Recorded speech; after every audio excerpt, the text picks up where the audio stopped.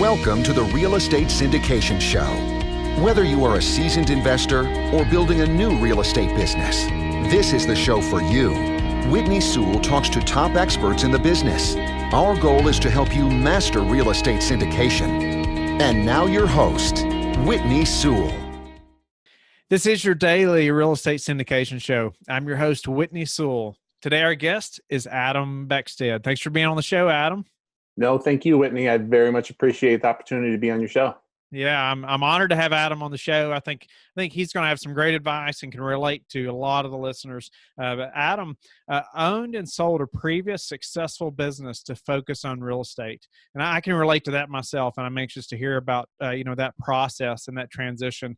But he owns multiple properties in his hometown area and is focusing on larger deals where he can bring on partners and investors to grow with.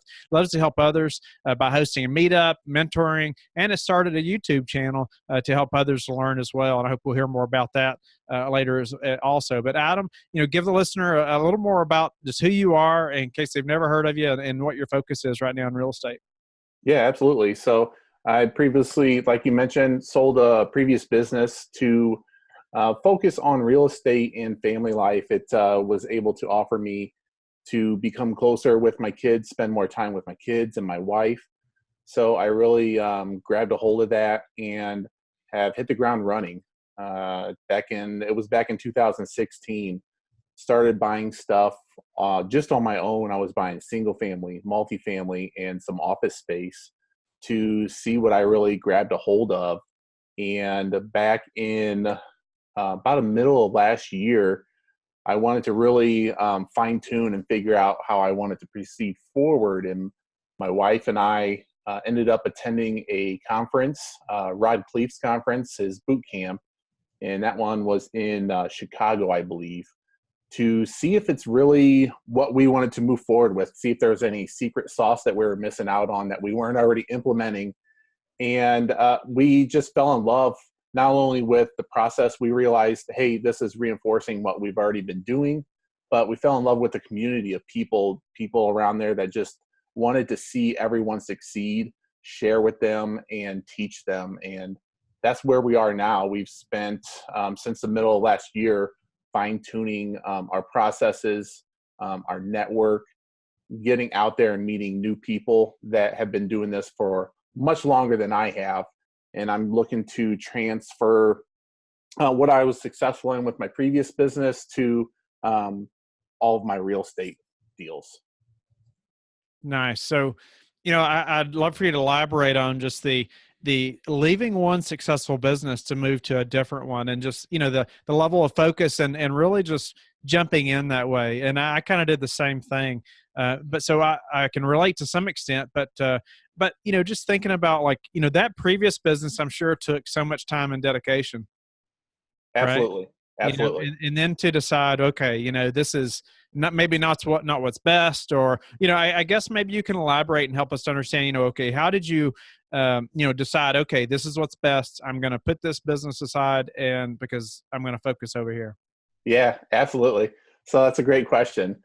My parents are actually retired from investing in real estate, and I have put it off for far too long. I have meant to years ago get into real estate, but I was so consumed by the business. I had no more mental power to invest in real estate. So I would say probably in the given situation, 9 out of 10 people would have kept that business and kept going. I could have kept that business for the rest of my life and lived a very nice life. But like I said, I wanted to spend more time with my kids and my wife. I wanted to really nurture those relationships. So pulling away from that business and realizing that that I was missing out on that. I'm never going to get that time back. And now I honestly feel like I'm working more, but I'm also spending more time with my family, which is fantastic. And it's really given me what I wanted in selling that business. Wasn't planning on it. I got an offer out of the blue and I took it. Wow. So you were able to monetize and sell that previous business. Yeah, I was actually in the process. I had 2 other businesses under contract to purchase when I got the offer to sell. And before I could close on those other businesses, I ended up selling. Wow. Wow. So how did you, I guess what was the kicker that said, okay, I am definitely leaving this and focusing on real estate? Was it just the time with the family and the time you were missing out on? I kind of talk about it like it was a simple decision, and I just made that decision right there. It was a grueling decision because I really enjoyed a lot of the people that I worked with. I enjoyed the business, but I really looked at the long-term benefit of it and what that was going to look like 10, 15, 20 years down the road. And I really believed that real estate was going to get me where I wanted. And even in the short time, within 2 years, it was night and day. To be honest with you, I'm happier. I'm able to do stuff. I'm able to focus on myself along with my family now, and still be very successful in the real estate business.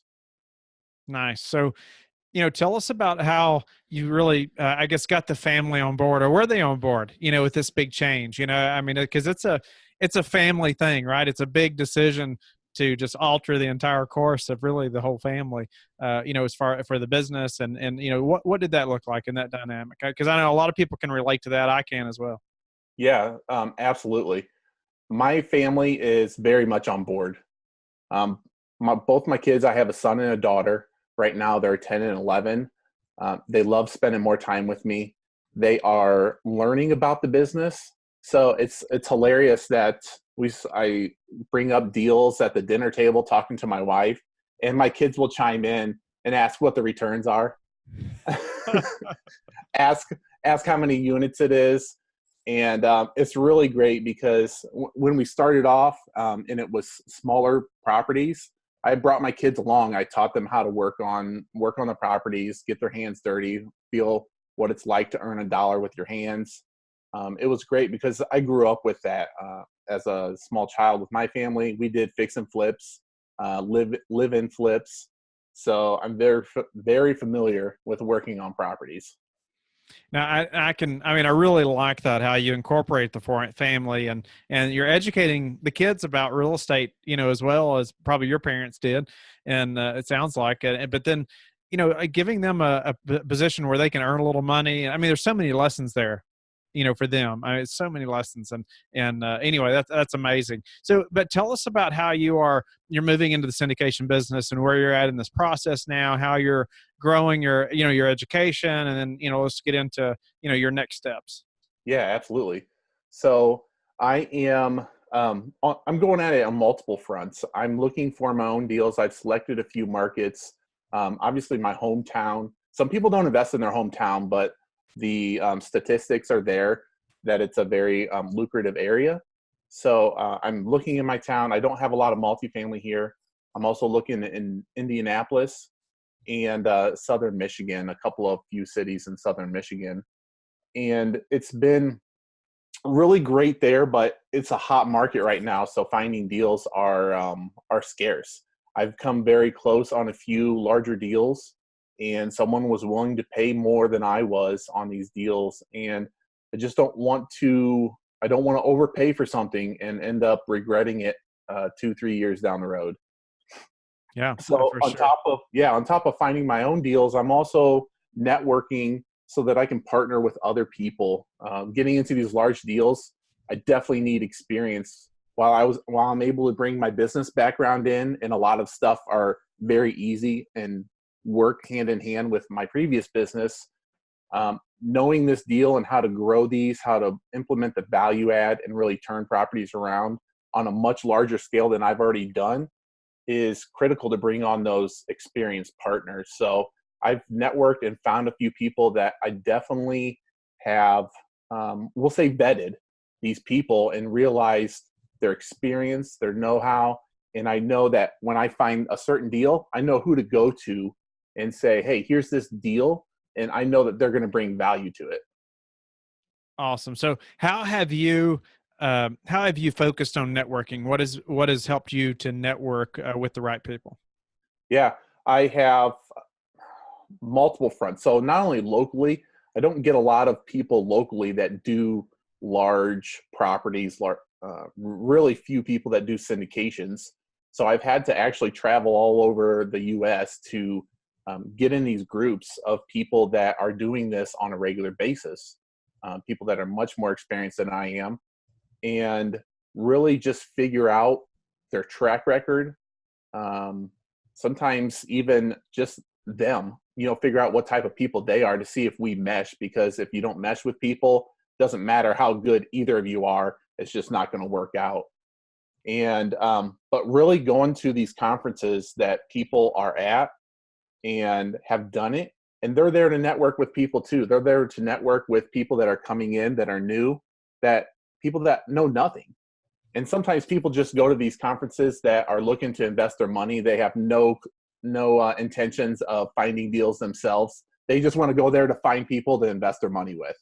So these networks are, there are far too many for anyone to go to realistically in a year.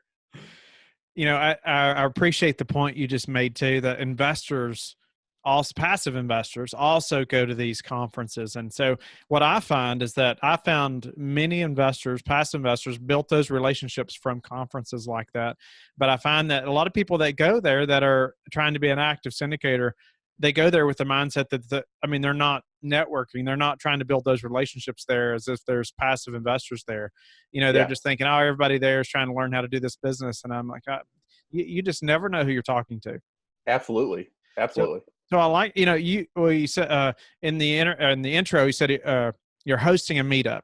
And so you're doing some mentoring. You also started a YouTube channel. So tell me about the meetup first. And what is that? What is your plan for that or your goals with that? Yeah. So I'm a big proponent of not only learning to grow myself. So I got one hand up for someone to help bring me up, but I also have more than one hand bringing other people up. I love teaching other people this skill or how to grow and become their own boss through real estate. So in the meetup, I'm co-hosting it with a good buddy of mine. And we started this meetup to teach others ethic ways to invest in real estate. And it's really bloomed into quite the meetup. We are typically over 60 people in attendance. We meet once a month. And for being just a little over a year old, that's pretty impressive. I'm pretty proud of that.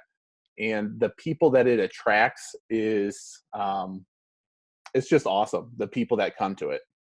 Wow. Tell me I want to say congratulations. It's very impressive to have that many people coming to your meetup, and congratulations to you too on just taking that step and making it happen. Right. So many people say, oh no, I need to have done this many number of deals or whatever. And you've been in real estate, you understand real estate.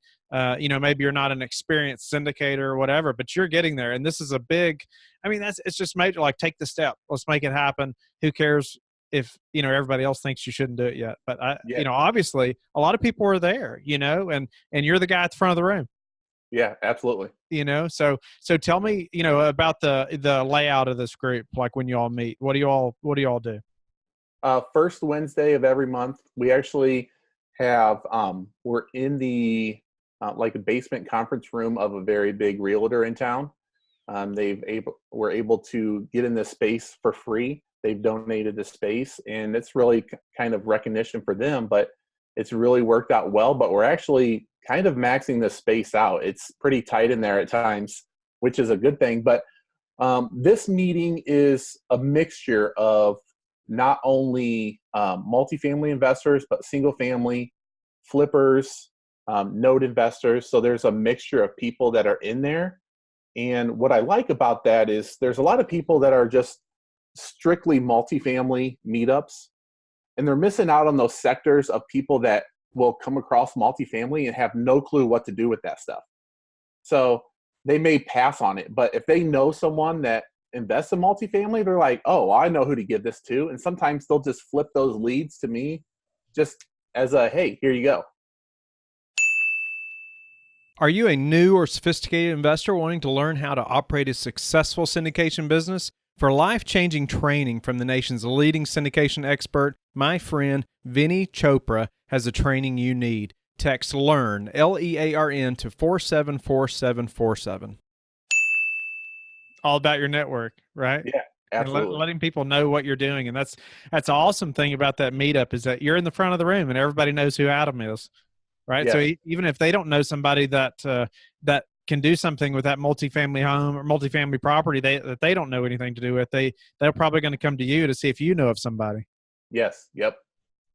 So in addition to the meetup, I mean, it's great that you've created that 60 or more people. That's incredible. So you also started a YouTube channel. So tell me about why would you start a YouTube channel? That's a great question because it takes a lot of time to do a YouTube channel. People would not think that, but I wanted to reach out to more people. I wanted to share this with more people that have questions, and I felt that YouTube was the best platform to do that. There's multiple ways to do it. You could go through social media. You got Facebook, Twitter, Instagram, and there's a lot of people that share stuff on there. But YouTube's really the only long format tool to teach people stuff that is widely used. And YouTube's the second highest search engine on the internet. So putting stuff on there, I'm able to get in front of more people and show them. And I do videos not just on real estate. I take my past in just investing in general, business, all that type of stuff. I'm trying to make videos and put them on YouTube to help others grow. Wow. So, there's lots of things that happen when you have like a thought leadership platform like that. And so are there other ways that you can say that has benefited you, just by creating that YouTube channel? Yeah, absolutely. So not only the YouTube channel, but the meetup, even though you may know material, when you sit down to try to teach someone else, you learn so much more. You not only learn, but you reinforce what you already know. And you're like, oh, yeah, I've completely forgot about that from 2 years ago. Why don't I implement that? So sitting down to teach something, you just reinforce what you know. You may even learn better ways to do things. So it's been helpful to do stuff like that. And I think that anyone that has tried to teach someone something can relate to that. And would you say it's kind of helped your credibility, just like speaking to other people, or even maybe if they don't even know about your YouTube channel, it probably helps you just speaking to them, right? And Yeah, teaching, because you've already taught you've already taught through these videos, you've had to study that material, but now talking to somebody else about it, becomes a lot easier. yeah, for sure. So, you've built the meetup, the YouTube channel. What are your next steps, and what are you doing next? What's your goals? Um, my next goals is to I feel like those sources are teaching and helping people that want to invest in real estate. So my next goals are going to be start to do stuff that is going to help people learn to passively invest in real estate and to teach them how to passively invest in real estate. There's very few resources out there. So um, maybe for people that are sitting at home that want to invest in real estate, have no clue how, they feel a little overwhelmed. They don't know the next step to take in order to get there. So they don't know how to find the right people. Like I'm saying, I'm networking with those people that with a lot more experience. They don't know how to find those people. They may be intimidated to go to a conference and go around 200-300 people to find the right person.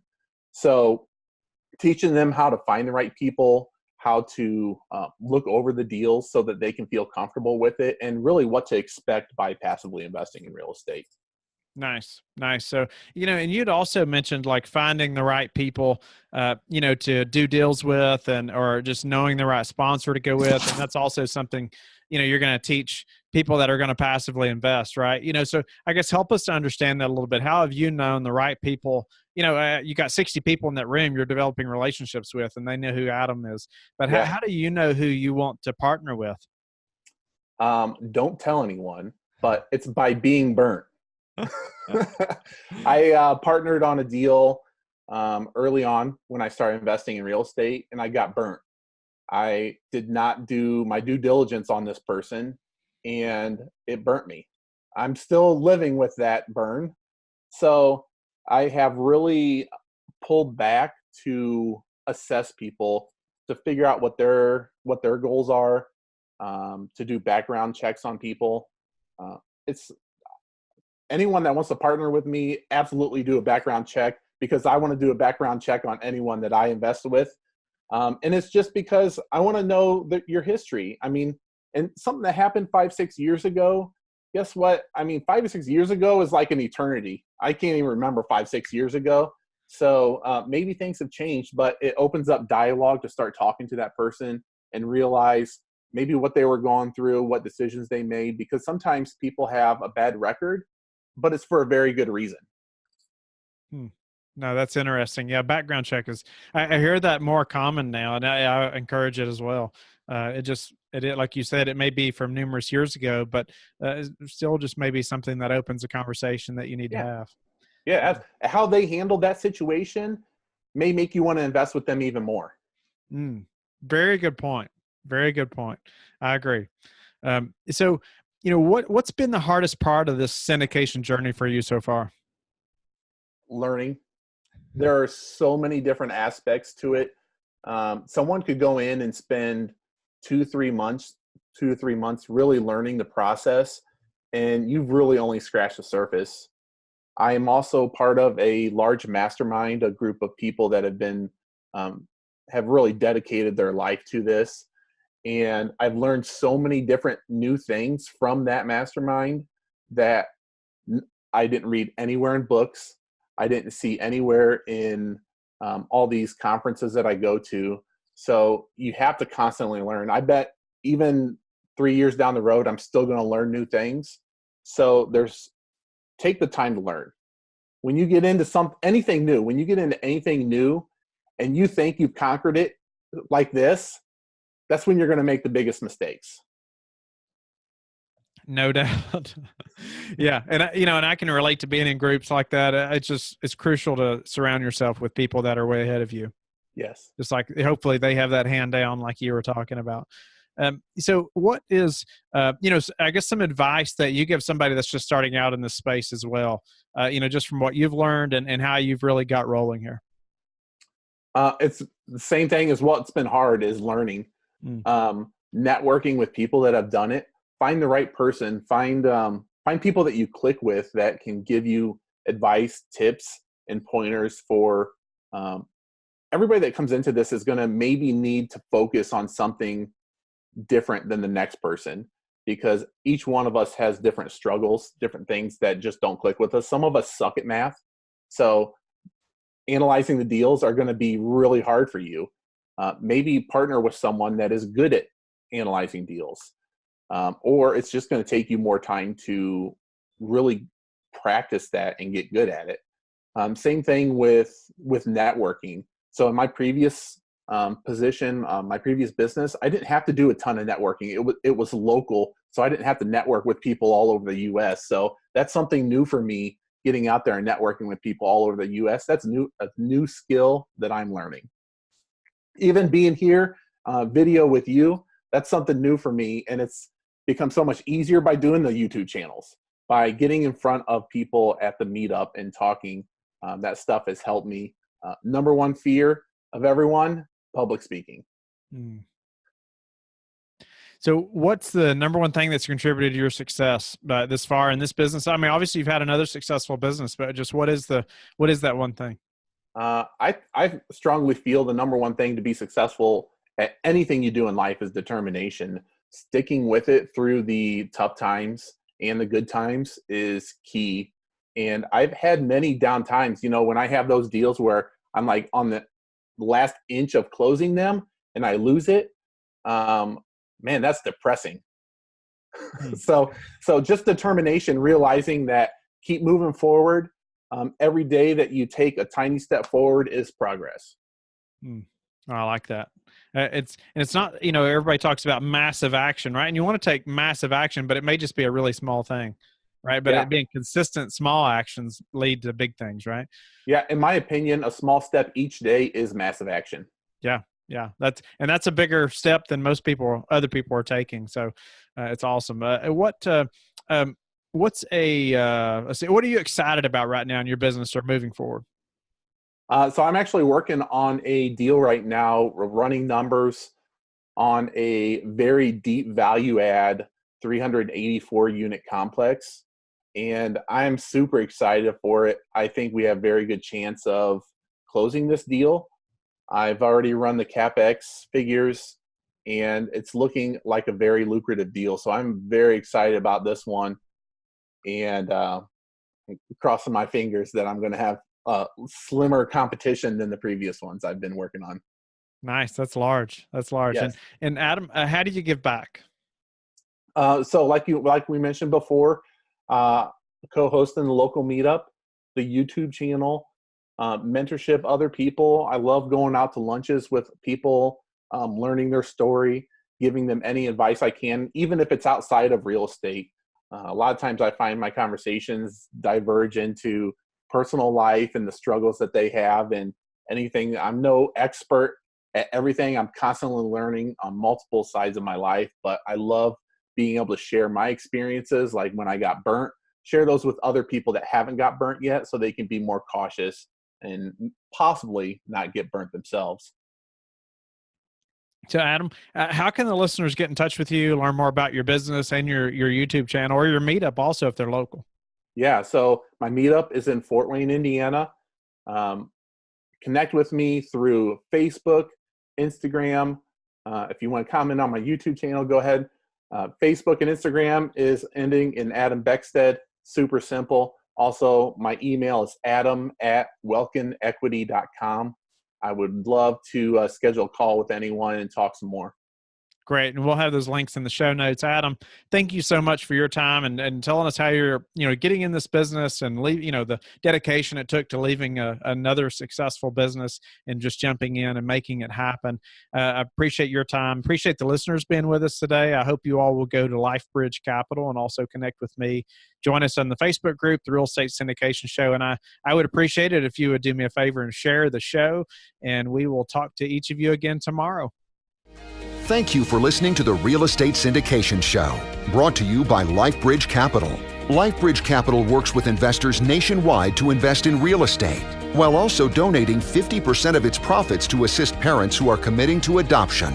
LifeBridge Capital, making a difference, one investor and one child at a time. Connect online at www.lifebridgecapital.com for free material and videos to further your success.